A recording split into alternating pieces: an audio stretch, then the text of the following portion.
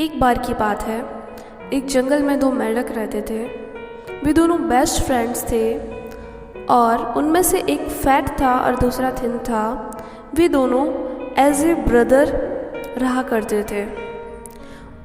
उन दोनों की लाइफ स्टाइल बहुत ही ज़्यादा एडवेंचरस थी। उन लोगों को नई नई जगहों पर जाना और मुश्किल के काम करने में बहुत मज़ा आता था। एक बार उन्होंने देखा कि एक किसान अपने खेत में एक बाल्टी रखकर कहीं चला जाता है। उनकी उत्सुकता यह बात जानने के लिए बढ़ी कि उस बाल्टी में क्या है, लेकिन बाल्टी बहुत बड़ी थी तो वो देख नहीं पा रहे थे। तो जानने के लिए उन्होंने बाल्टी में छलांग मार दी। जब वो बाल्टी में आए तो उस बाल्टी में दूध था और वो बाल्टी से बाहर आने के लिए प्रयत्न करने लगे, लेकिन बाल्टी की साइड्स बहुत ही ज़्यादा स्लिपी हो चुकी थी और वो बाहर नहीं आ पा रहे थे। तो उन्होंने पैडलिंग करना स्टार्ट कर दिया। अब वे बाल्टी के अंदर स्विमिंग कर रहे थे और उन्हें करते करते काफ़ी सारा समय बीत चुका था। कुछ समय बाद फैट फ्रॉग ने बोला कि अब मैं स्विमिंग नहीं कर सकता, अब स्विमिंग करने का कोई यूज़ नहीं और अब हम नहीं बच पाएंगे और हमें बचाने कोई नहीं आएगा। लेकिन थिन फ्रॉग ने उससे कहा कि हम इतनी जल्दी गिव अप नहीं करेंगे, हमें पैडलिंग करते रहना होगा, ज़रूर से कोई हमें बचाने आएगा।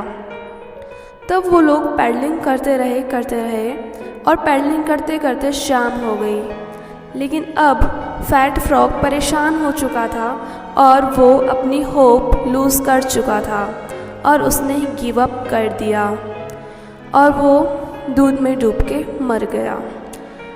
अब फैट फ्रॉग की ये कंडीशन देख के उसका जो दोस्त थिन फ्रॉग था वो बहुत ज़्यादा सैड हो गया। उसके आंसू रुक नहीं पा रहे थे और वो खुद को बिल्कुल डिवास्टेटेड फील करता है।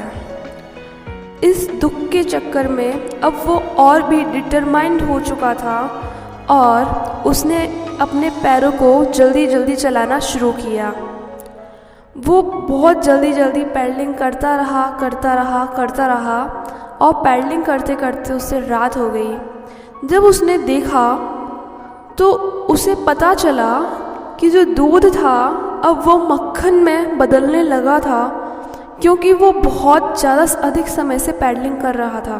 थोड़ी देर में ही वो पूरा दूध मक्खन में बदल जाता है और वो आसानी से कूदकर बाल्टी से बाहर आ जाता है। वो बाहर आते ही खुशी से चिल्लाता है और जंगल लौट जाता है।